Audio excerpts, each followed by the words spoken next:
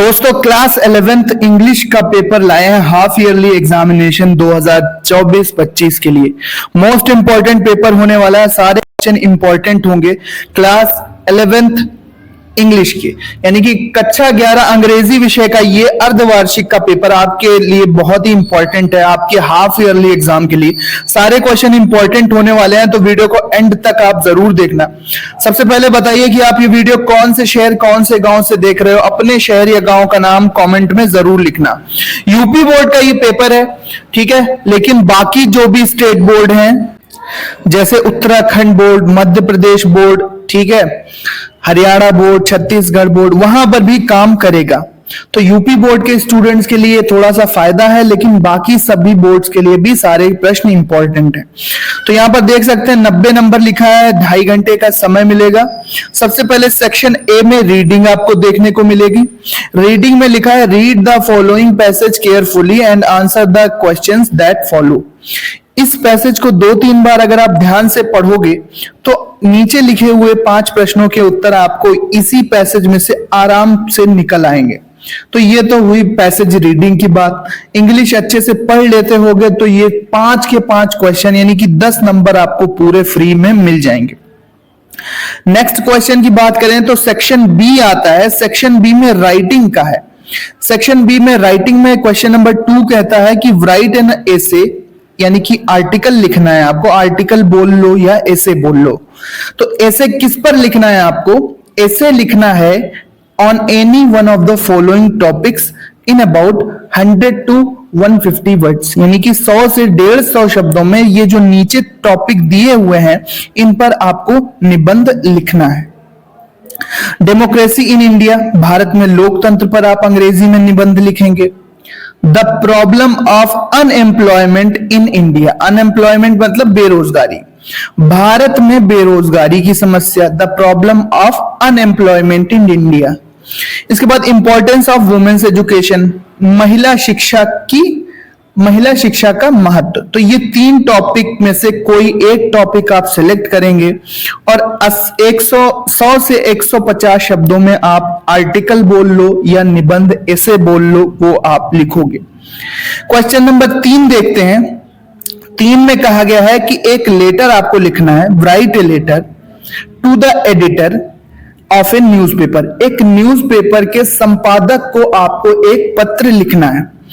किस बारे में? About the increasing air pollution in your city, आपके शहर में वायु प्रदूषण बढ़ रहा है, इस संबंध में खबर छापने के लिए आप न्यूज़पेपर के एडिटर को एक पत्र लिखेंगे, ताकि जो पोल्यूशन आपके क्षेत्र में बढ़ रहा है, आपके एरिया में बढ़ रहा है, उसकी जानकारी शासन प्रशासन को हो जाए और उस पर सही कार्रवाई हो सके।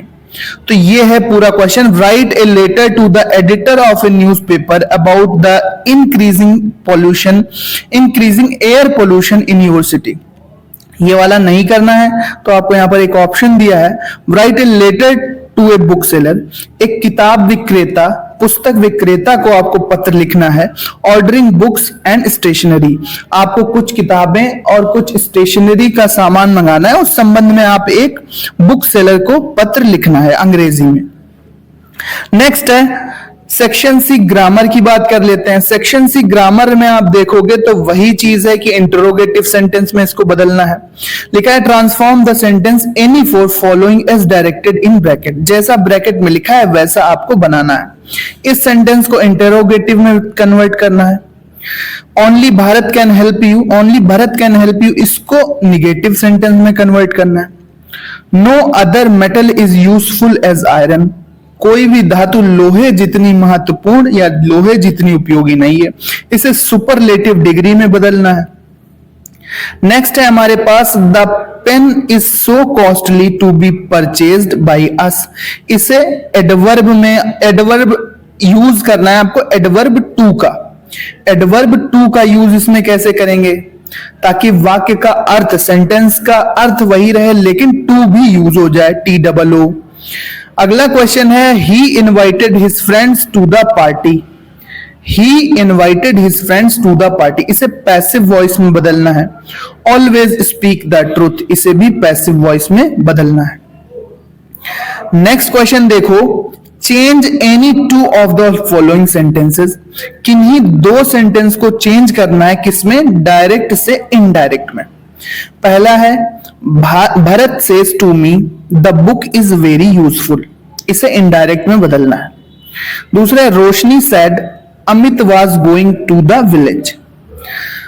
थर्ड है the wise man said fire and water do not agree. तो ये तीन के तीन सेंटेंस हैं, इनमें से दो आपको इनडायरेक्ट में बदलना है। इसका सॉल्यूशन भी हम आपको फुल पीडीएफ के साथ दे देंगे, वीडियो भी हम सॉल्यूशन का लाएंगे, इसलिए कमेंट में सॉल्यूशन जरूर लिख दो।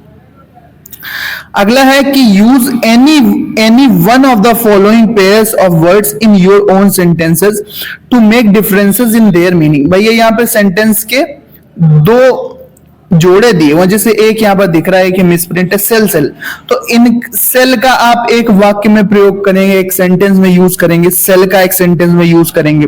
दोनों का प्रोनाउंसिएशन एक ही है, लेकिन आपको अपने वाक्यों से स्पष्ट करना है कि ये दोनों वाक्य अलग अलग हैं, अलग अलग अर्थ देते हैं।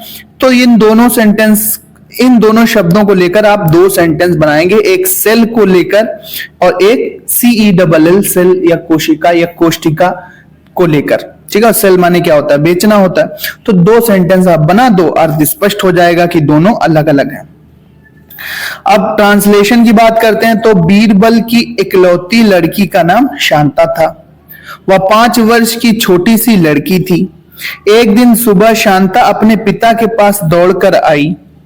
वे दरबार जाने के लिए तैयार बैठे थे। शांता उनके पैर से लिपट गई। जो बीरबल थे वो कहाँ के दरबारी थे, अकबर के 9 रत्नों में से एक थे, तो वहीं दरबार में जाने के लिए बैठे थे। शांता उनके पैर से लिपट गई, वह भी दरबार में उनके साथ जाना चाहती थी। बीरबल ने उसे भी साथ ले लिया। शांता ने बहुत से बड़े दरबारियों को देखा, लेकिन वो डरी नहीं। वो सीधे उस व्यक्ति के पास गई जो बीच में बैठा था। वो ही राजा थे। शांता ने झुककर उन्हें सलाम किया। बादशाह ने खुश होकर उसे प्यार किया और उसे अपने पास बैठने को कहा। ठीक है, तो ये एक स्टोरी है, छोटी सी स्टोरी है, इसको आप इंग्लिश में ट्रांसलेट करेंगे। 8 से 9 नंबर की ये स्टोरी होती है। सेक्शन डी लिटरेचर, यानी कि आपके बुक के प्रश्न आ जाते हैं यहाँ पर। अब बुक के प्रश्न कौन कौन से हैं, चलो देखते हैं। सबसे पहले लिखा है answer the following question in about 40 word, 40 शब्दों में उत्तर देना है। How long did the narrator plan his voyage to last. दूसरा क्वेश्चन है how did the narrator's grandfather appear in the portrait. Who was जही हवास। ठीक है, तो इनका 40 शब्दों में उत्तर देना है। फिर एक लॉन्ग क्वेश्चन का आंसर देना है 80 वर्ड्स में, 80 वर्ड्स में। Why did Tut's body have to undergo a CT scan. What result did it yield. CT scan क्यों हुआ था टट का, ठीक है, और क्या रिजल्ट, क्या परिणाम आया था। Describe the friendship between Khushwant Singh and his grand mother. Khushwant Singh और उसकी दादी के बीच जो दोस्ती थी उसके बारे में बताइए, उसके बारे में लिखिए। क्वेश्चन नंबर 8 है and who art you sat it to the loft following shower। तो ये कविता दी है, ठीक है, ये पोएम का एक भाग दिया हुआ है। इस पोएम को पढ़ना है और इसके नीचे लिखे हुए क्वेश्चन को आंसर करना है। Read the stanza above and answer the following question. ये स्टैंजा रहा आपके सामने, ये स्टैंजा है, ठीक है, स्टैंजा है यहाँ पर, ये इसको पढ़ना है ध्यान से, कौन सी पोएम का है, और फिर इसके नीचे जो भी क्वेश्चन दिए हैं इनको आंसर करना है। क्वेश्चन क्या है, what did the rain call herself. इसके बाद है how did the rising rain impalpable। What did the poet ask the soft falling shower. ये है सेंट्रल आइडिया की बात करें तो a photograph, the laburnum top, the voice of the rain. किसी एक का आपको यहां पर लिखना है। लेबरनम टॉप तो हर साल आता है, इसको याद करके चले जाओ और इसको लिख दो। फोटोग्राफ का भी आता है, the voice of the rain का भी आता है। तो एक सेंट्रल आइडिया आपको लिखना है। क्वेश्चन नंबर 10 कहता है answer the following question in about 40 words. कोई दो करना है, शॉर्ट आंसर टाइप क्वेश्चन है, ए बी सी, इनमें से कोई दो प्रश्न आपको 40 शब्दों में उनका उत्तर देना है। What sort of the king ruled over the state? What did his proclaim? Why was it difficult for Aram to believe the sight of his cousin mounted with the beautiful white horse? Or how was the narrator able to recognize her own familiar woolen tablecloth? तो किन्हीं दो का आप 40 शब्दों में 40 words में answer करेंगे। और क्वेश्चन नंबर 11 में फिर से एक लॉन्ग आंसर यानी 80 शब्दों में आपको आंसर करना है।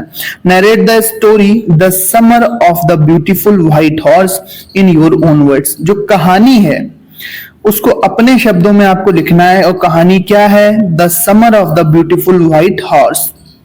इस कहानी को अपने शब्दों में डिस्क्राइब करना है, वर्णन करना है।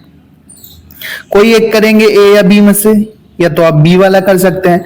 Narrate the tale of melon city, the tale of melon city, the tale of melon city, melon city की कहानी, इसको आप अपने शब्दों में नरेट कर सकते हैं। तो ये पूरा पेपर है क्लास 11th का। अब यहाँ पे लिटरेचर के जो क्वेश्चन है वो तो आप याद करके जाएंगे, बाकी ग्रामर, बेसिक ग्रामर है, स्टोरी, ट्रांसलेशन। इसके बाद पैसेज की बात करें तो लिखने वाला पैसेज था, ये ग्रामर का सेक्शन। और इसके बाद राइटिंग में क्या था? ऐसे था, एडिटर को पत्र था, या फिर बुक सेलर को आप पत्र लिख सकते थे, और आप ऐसे लिख सकते थे इन 3 टॉपिक के ऊपर। और इसके बाद ये जो पैसेज था पहला, इसको अगर ध्यान से आप 2-4 बार पढ़ेंगे, छोटा सा पैसेज है, ज्यादा बड़ा नहीं है, तो आपके ये 5 के 5 क्वेश्चन निकल आएंगे। तो इस क्रम में आप आंसर करते जाना, यही पूरा पैटर्न होगा आपके प्री बोर्ड का भी, ईयरली एग्जाम का भी, बोर्ड परीक्षा में जाओगे तो वहां भी। सो मिलते हैं अपने नेक्स्ट वीडियो में। पढ़ते रहो, आगे बढ़ते रहो। इसका पीडीएफ मैं आपको टेलीग्राम चैनल पर दे दूंगा, टेलीग्राम चैनल को ज्वाइन कर लो। इसी तरह के इंपॉर्टेंट वीडियोस मैं लाता रहूंगा। इसका सॉल्यूशन भी आपको जल्दी दे दिया जाएगा पीडीएफ के साथ। हो सका तो वीडियो भी इसका पूरा सॉल्यूशन का बना के आपको मिल जाएगा। सो मिलते हैं अपने नेक्स्ट वीडियो में। पढ़ते रहो, आगे बढ़ते रहो। वीडियो देखने के लिए धन्यवाद। एक प्यारा सा कमेंट जरूर लिख के जाना, और ये बता के जरूर जाना कि आप ये वीडियो कौन से शहर, कौन से गांव से देख रहे थे। So thank you and bye bye. मिलते हैं नेक्स्ट वीडियो में।